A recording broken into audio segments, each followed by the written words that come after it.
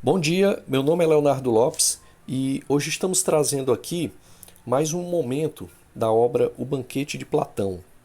Hoje vamos analisar o discurso de Sócrates. Temos já outras duas aulas, uma em que tratamos do banquete de uma forma geral e outra em que analisamos os 5 primeiros discursos.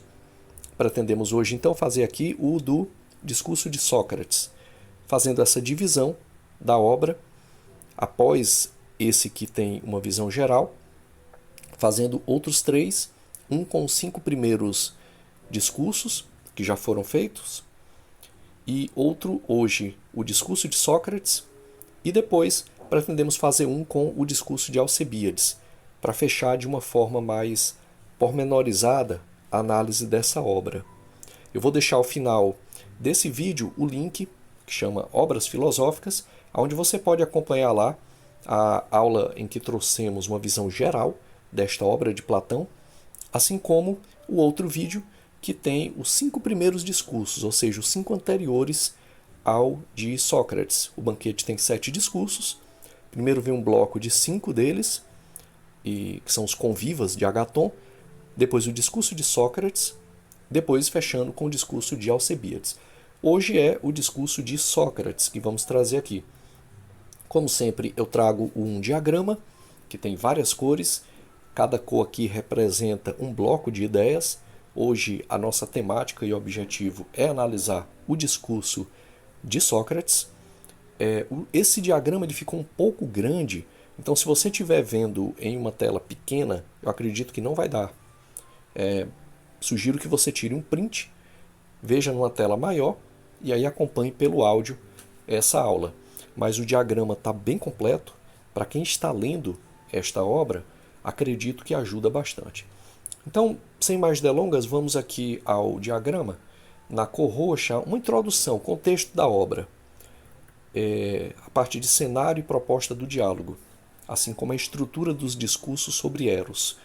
Está sendo tratado aqui sobre o amor, Agaton, ou Agatão, como vem em algumas traduções, ganhou um concurso literário e eles decidiram, então, as 6 pessoas, porque Alcebíades chega depois, fazer um elogio ao amor. Então, cada um deles vai tecendo um elogio. Na aula passada, nós tratamos, vou deixar o link aí no final desse vídeo, os 5 primeiros discursos. Hoje é o 6º discurso e, com certeza, o mais importante deles, que é o discurso de Sócrates. Então, Sócrates e seu papel no diálogo, ainda aqui na cor roxa. Então, o discurso de Sócrates é, na verdade, uma resposta aos discursos anteriores. Os discursos anteriores eles foram bastante fragmentados. Agaton, por exemplo, que é o anfitrião, ele estabeleceu um discurso em termos poéticos. Erixímaco estabeleceu um discurso em termos de sua ciência, de sua profissão, ele era médico. Aristófanes, dentro da arte de comediógrafo, e ele estabeleceu o seu discurso pelo mito, o mito do andrógeno. Fedro já foi por um viés mais enaltecedor do amor enquanto inspiração para as nobres ações, para a honra. Então todos eles têm uma forma de discursar. Tivemos o discurso de Pausânias, que tratou do amor enquanto o amor carnal e o amor espiritual. Mas é o discurso de Sócrates, que Sócrates diz, na verdade, onde está aí na cor roxa, a relação com Diotima e o método dialético, onde Sócrates diz que, na verdade, ele aprendeu esse discurso desta mulher, desta filósofa, pensadora, sacerdotisa, Diotima, e ele vai utilizar o método dialético, pelo que Diotima ensinou, para mostrar que o amor não é um Deus, como os outros fizeram o elogio. Veja, por exemplo, o elogio de Agaton, dizendo que o amor, Eros, é o mais jovem, o mais belo dos deuses. Ou então, o discurso de Aristófanes, dizendo que o amor é aquela união entre duas partes que foram separadas, onde o completo se tornou incompleto, aonde o infinito, quase em poder, se torna bastante finito, desejoso de buscar sua cara metade. Enfim, o discurso de Sócrates ele não vai tratar o amor como um deus, mas ele vai tratar o amor, ou seja, Eros, como um daimon. E é isso que a gente vai ver aqui no desenvolvimento que está na cor azul. Então acompanhe aí no desenvolvimento a análise do discurso de Sócrates. Primeiramente está aí na cor azul, Diotima e o aprendizado sobre o amor. Sócrates diz que o que ele vai relatar, na verdade, não foi ele que estabeleceu, mas que foi-lhe ensinado, foi-lhe repassado por Diotima. E aí, dentro disso, nós temos os chamados estágios do amor, que às vezes aparece também aí nos manuais como a escada do amor. Interessante o título, ele tem até um certo viés romântico, quando a gente lê a escada do amor, mas na verdade o que é estabelecido aqui é uma ascese, é uma ascensão. Lembre-se, por exemplo, aqui de várias outras escritos de Platão, como o mito da caverna. O que é estabelecido aqui, na verdade, é uma ascese do sensível ao suprassensível. Essa é a teoria das ideias, a teoria das formas eternas de Platão. Então aqui também, eu diria, não há nada assim muito romântico, não. É mais mesmo uma dimensão em que vai se falar de uma ascese, em que vai se ascender dos níveis estéticos para os níveis epistemológicos, alcançando então a ideia do belo. Então, essa seria propriamente a escada do amor, que inicialmente, acompanha aqui na cor azul, ele começa falando da beleza corporal. Sócrates vai dizer, conforme lhe foi dito, segundo ele, na pena de Platão, foi dito por Diotima, que inicialmente a beleza ela aparece nos belos corpos. É nos belos corpos, primeiramente individualmente, e depois percebendo que é uma beleza que é universal, porque você percebe nos outros belos corpos, você vai percebendo uma certa universalidade da beleza, do belo. E aí se começa a perceber que para além da matéria, para além do sensível, o belo ele se radica também na alma das pessoas, no sentido de perceber-se esse belo pela virtude, perceber o belo pelo bom caráter. E aquele que Platão já tratou aqui na obra A República, por exemplo, as partes da alma, as virtudes correspondentes, a sabedoria, a honra, a coragem, a temperança, a moderação, a justiça. Quer dizer, tudo isso, todas essas noções, essas virtudes são belas. E começa-se a perceber nessa ascese que elas estão presentes não só nos belos corpos, mas também nas belas almas. E a partir daí é onde se parte então para as belas ideias, que aparecem tanto nas ciências, na ciência da matemática, na ciência política, e vai se ascendendo pela via dialética até alcançar-se a virtude e a essência dessas virtudes. E aí, então, você tem a contemplação do belo em si mesmo. Ou seja, não mais o belo associado a um corpo, não mais o belo associado a uma dimensão de uma bela ciência ou da própria dialética em si, mas o belo em si mesmo. Então percebas que é uma ascese que alcança os níveis epistemológicos e ontológico-metafísico. Ainda na cor azul aqui, o amor como desejo de imortalidade. Então, inicialmente, Platão, Sócrates trata do amor, então, como aquilo que é gerador. O amor é gerador. Ele gera tanto na matéria, por exemplo, o nascimento de uma pessoa, ou como gera também nas artes, mas ele pretende também gerar naquilo que é espiritual, nas ciências, na ciência da política, nas próprias ideias, percebendo-se então, contemplando-se a ideia do belo em si. Nesse sentido, ainda na cor azul aqui, os conceitos centrais é que o belo em si é o ideal platônico. Aqui é a mesma noção que toda a obra de Platão traz. Algumas trazem mais, outras trazem menos. Platão tem várias etapas. Ele escreveu desde uma juventude até uma maturidade, então essas ideias vão mudando. Mas a noção é que Platão está sempre em busca daquilo que é em si mesmo, ou seja, da dimensão ontológica que compõe então a grande metafísica platônica. Aqui não é diferente. Se Sócrates diz que se começa procurando o belo nos corpos, ele termina dizendo que se encontra esse belo nas ideias, na essência, naquilo que os gregos chamam de eidos. A grande novidade também que o discurso de Sócrates traz é que Eros é um daimon, ou seja, Eros é o ligante entre homens e aquilo que é divino. E nesse sentido, é isso que é interessante, Eros não é um deus para Sócrates, mas é um daimon, quer dizer, um intermediário.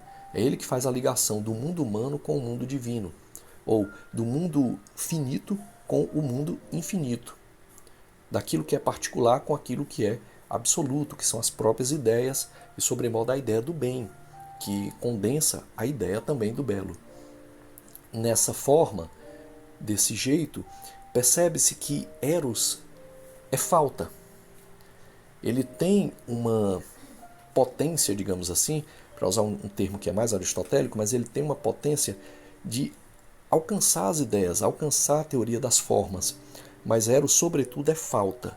E ele é falta porque não contém. E porque não contém, ele gera desejo. Então é nessa obra aqui nesse discurso de Sócrates, em que se percebe que dentro do contexto de uma teoria do conhecimento, de uma epistemologia, Platão coloca aqui como fundamental o desejo. Ou seja, se eu não desejo o belo, eu não desejo o conhecimento. Se eu não desejo o conhecimento, eu não vou ter a contemplação das ideias eternas. Isso tem um caráter pedagógico, didático, fantástico, porque em termos educacionais, pode-se dizer que o conhecimento, seja ele o conhecimento de que área for, ele não é possível se não houver essa dinâmica do amor, essa dinâmica do desejar. Você só aprende aquilo que você deseja. Se você está numa aula, por exemplo, e você não gosta da matéria que está sendo ensinada, você nunca vai aprender aquela matéria, porque você não está desejando aprender. Mas quando você deseja aprender, você aprende. Então é nesse sentido aqui que Eros, ele é falta. E porque ele é falta, ele como esse intermediário, é um motor que leva, pelo desejo, a conhecer. Bem, prosseguindo aqui no nosso diagrama, na cor verde aqui, nós temos uma espécie de discussão que pode ser feita. Esse texto, essa aula aqui, ela é mais apropriada para alunos que estão mais ou menos no terceiro semestre, no segundo ano de filosofia, num curso de graduação, ou de outras áreas de humanidades. Ou, claro, para quem quer que seja, que esteja querendo ler esse texto. Mas aqui essa parte de discussão, na parte verde, ela diz mais respeito à dimensão acadêmica de uma disciplina que esteja feita, onde pode ser feita uma reflexão prática sobre o discurso. Esse discurso de Sócrates, ele tem, como o diagrama mostrou aqui, inúmeras estruturas que podem ser analisadas. Isso pode ser analisado em sala de aula, talvez em grupo, com comparação com outros discursos do diálogo. Quer dizer, em que sentido Sócrates eleva aquilo que havia sido tratado nos outros 5 discursos? Os outros 5 discursos tinham um caráter mais poético, tinham um caráter mais mítico, às vezes até mais pragmático, como o discurso de Erexímaco, que era um médico. Esse discurso de Sócrates, ele alcança a dimensão epistemológica, ontológica, dialética. Então, como analisar comparando esses discursos? Podem ser feitas também perguntas para engajar os alunos. Quer dizer, qual é o papel da filosofia na ascensão ao belo em si? Quer dizer, analisar o que é o belo em si, ou as ideias em si mesmas, em Platão, em todo o seu contexto ontológico, e qual é o papel da filosofia. Assim como analisar o amor como intermediário ou fim. Vejam, isso aqui é muito interessante porque para Platão o amor é o intermediário. Mas mais à frente, ao longo da Idade Média, principalmente o ideário da Idade Média, que foi profundamente influenciado por Santo Agostinho, o amor ele não é mais um intermediário, mas o amor ele passa a ser visto como fim, que é Deus. Isso na Idade Média. E é claro que isso tem uma influência muito profunda, tanto do neoplatonismo como do próprio Platão. Quer dizer, são essas ideias emergem de Platão e elas vão atravessando os séculos e na Idade Média elas se transformam, o amor se transforma não mais no intermediário, mas ele se transforma no próprio telos, na própria finalidade da filosofia, que é o amor a Deus. Mas essa é uma forma, estou citando aqui, fazendo essa digressão, saindo um pouco aqui do objetivo da nossa aula, para fazer uma digressão e mostrar como essas ideias elas atravessam posteriormente os séculos e milênios. Bem, na cor laranja, para fazermos um fechamento, é possível também que possa ser feito um resumo dos principais pontos. Foi isso que esse diagrama tentou fazer, assim como leituras complementares. Aqui está junto aqui as palavras, mas é o Fedro de Platão, que é outra obra, a obra Fedro, que mais à frente pretendemos trazer também. E, dentro de um contexto de aula acadêmico, podem ser feitas perguntas finais. Qual o papel do amor no conhecimento, na atualidade? Seria uma pergunta final propriamente. Ou dentro da obra em si, como esse discurso de Sócrates fecha esta obra. Porque alguns estudiosos dessa obra vão dizer que esse discurso aqui do Sócrates ele é tão grandioso que ele fecha o objetivo, que era o objetivo deles desde o início, que era fazer um elogio ao amor. Outras pessoas vão dizer que não, que a entrada de Alcebiades, e aí é a nossa próxima aula que pretendemos trazer, a entrada de Alcebiades, completamente bêbado, passional, fazendo elogio às virtudes, ao ethos de Sócrates, e ao mesmo tempo demonstrando as dimensões da paixão, do amor, e ao mesmo tempo as dimensões de emoção. Muitos estudiosos vão dizer que Platão aí sim coloca a cereja no bolo, seria o discurso de Alcebiades, porque mostra que justamente esse amor, que tem esses caracteres dialéticos que Sócrates nos trouxe, mas esse amor é realizado por uma pessoa de carne e osso, que tem emoções, e isso nos parece que está mais propriamente em Alcebiades. Mas essas são cenas do próximo capítulo, pretendemos então, em uma próxima aula, trazer o discurso de Alcebiades. Por enquanto, este é o discurso então de Sócrates. Se você achou relevante esse material, eu peço que deixe um like, comente, se inscreva no canal, compartilhe esse vídeo e até uma próxima oportunidade.